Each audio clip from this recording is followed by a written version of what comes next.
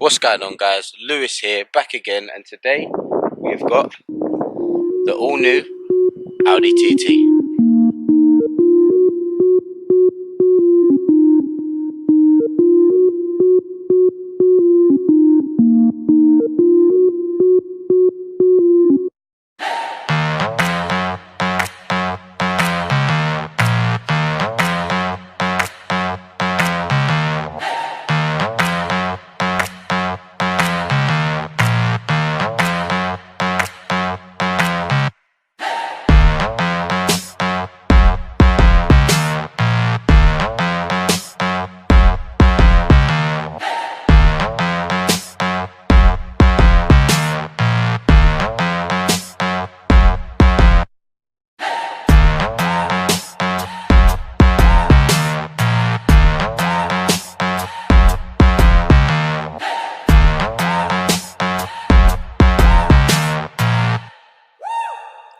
Right, so before I jump into this, I want to say a massive thank you for us surpassing the 500 subscriber mark. Currently, we're sitting at about 520. So yeah, appreciate you guys doing that. And yeah, if you're watching the video right now, make sure you smash that subscribe button. Also smash the like button and also get in the comments. I do reply to each and every single comment, so make sure you leave one. Make sure it's positive, but obviously we like negative criticism as well, because that's how you get better, eh? But yeah, enough of me waffling on. Let's get on to this lovely bit of kit behind me. So we've got the 2019 Audi TT. Those of you who don't pay quite a bit of attention to TTs, you'll notice that there's not much changed here. I mean, to be honest with you, the only things that have changed is you've got some different kind of bumper designs at the front. You've got the 3D grille as well, also. And then if you come around to the rear, you've got some sort of, let's say, fake intakes here at the back, and a kind of a new designed diffuser for the S-Line model. So yeah, that's all that's really changed. So if you got the, say for instance, the model year 18, there won't be a big difference. It's only if you really look into it, then you will know the difference. But yeah, nevertheless, I think these little changes have made such a big difference to this car. It looks a lot more aggressive. It's not so round anymore. It's made it look kind of a bit sharper. This one here finished in Mythos black as well. I did have a TT before, which is a black edition finish in nano grey. That was really nice. But this one's the S-Line, and it just looks a bit more professional than the one I had, to be honest, with the sort of classic alloy colour, with the body in black and matching all the sort of silver intakes. Not silver intakes, sorry, the silver around the grille as well. It really matches quite nicely. Now then, the optional extras that this car has, other than its metallic paint, has got to be the upgraded alloy wheels here. Personally, I'm not a fan of the standard ones, but yeah, they are nice nevertheless. But when you've got these, it's hard to kind of settle with the standard ones when you know that these ones are available. These are the 19-inch alloys, so they're sort of a 5-star twin spoke alloy. They've got the Audi Sport logo on there as well. Don't know how much the camera picks it up, but yeah, really nice alloys when they're clean, like they are now. They really do stand out a lot, and I'm a fan of black alloys, but in this instance, I think I'd probably keep them alloys, because keep the alloys that colour, sorry, because I think it does a lot of justice for the car, and as I said, it makes it look a bit more professional. Coming to the front of the car, you'll notice the LED lights, daytime running lights here at the front, and these are on all the time whilst you're driving. And I mean, it makes people who are driving in front of you, when they look in their rearview mirror, they know what car this is. Each Audi has sort of its own kind of design to the lights for each model. So if you're an Audi nerd like me, you'll know what model's behind you just by looking at different lights. But these daytime running lights are really sort of sleek finish. It's a really important thing for Audi, the headlights. I mean, they pay a lot of attention to them, and they always do look stunning. I mean, I don't know if the camera's picking it up here, but yeah, it does look really, really good. And yeah, I think Audi nailed it with that one.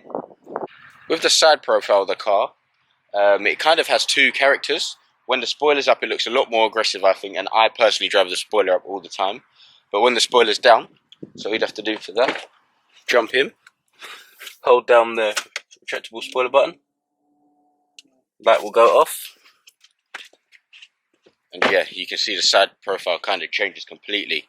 It looks sort of more subtle, less aggressive, all just from a spoiler that raises. You can raise it manually, as I just did, or when you get to 74 miles an hour, it will automatically raise, and then when you drop back down to, I believe it's about 53, 54 miles an hour, it will go back and hide into its sleek home here when you do so. But yeah, personally I drive it up all the time, as yeah, it just looks a lot better. And you know, TTs are kind of known for being hairdresser cars, but trust me, go to your local Audi branch or come to Chingford Audi, see me, have a drive of one, and yeah, they're not a hairdresser's car, trust me. I love TTs. I mean, they're probably one of my favourite Audis. I'm a big fan of the Q8 as well, and obviously most of the RS range and the S. But yeah, TT's not a hairdresser's car. Trust me, that little stereotype there. Trust me, just go and try one. Go and try one. As I mentioned earlier, this one is the S-Line trim level. And with the S-Line, you actually get all this kind of kit at the front. With the Sport, you actually don't. The Sport's very similar to an old S-Line. And when I jump inside, I'll explain why in a minute. But yeah, we'll jump in the car now, start it up. And before we do so, this is the 2-litre, 197 PS engine. Automatic. TT's only coming automatic now. And yeah, this is the 40 TFSI, but unlike the A3s and stuff like that, the branding on the back is literally just the TT logo. You don't have the 40 TFSI or anything like that on there. And yeah, they don't come in diesel anymore as well, so only the petrols for the TT. You can get a 245 PS 2-litre as well, and then you can get that in a Quattro variant, which is really good. But yeah, let's jump in now, start the car up and have a look at the interior. So sitting inside the car now, as I said, very similar to the previous TT, but they've just kind of changed what's standard on the car and what's not. For instance, these seats are just wicked. I mean, you get these seats in the RS5, and the fact that they're standard when you tick the S-Line box with the TT is something that I'm a big fan of. I mean, don't know how much the camera picks this up, but you've got sort of white diamond stitching down in the seat. You can option for leather and grey as well. But here you've got those sort of black bucket seats. They hold you in place really well, and they've got a really, really good sporty feel to them. So you don't really have to muck around with the seats when you get in this car. I mean, standard specification is pretty good. I mean, I'll go through what is optional in this at the moment, but I mean, you've got stuff like folding mirrors as well. That's standard on this. As I said, the seats, it comes with this lovely flat bottom steering wheel. On the previous car, the logo here actually said S-Line, but here you've just got the S steering wheel as well. And then you've got the virtual cockpit at the back, and with the TTs you have no center screen. So yeah, keeping it traditional, but you do have an optional climate control. I believe it's about £550 to spec from factory, but you get these nice digital dials here rather than just sort of a plastic normal AC control unit.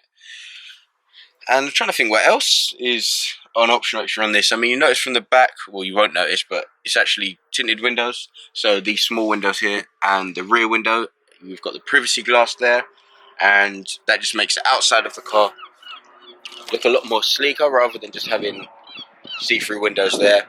And so the privacy glass is actually a must, I believe. So you've got the privacy glass, you've got the optional 19-inch alloys, and then you also have the technology pack. I mean, the virtual cockpit is standard with the TT. However, you don't get satellite navigation standard. So this is actually giving you, as you can see here, you've got the map view. So yeah, you get that with the technology pack. And then also you've got down here, you've got your 2 USB units, an auxiliary unit. Excuse the keys, but you have a wireless charging mat as well with your start stop button here.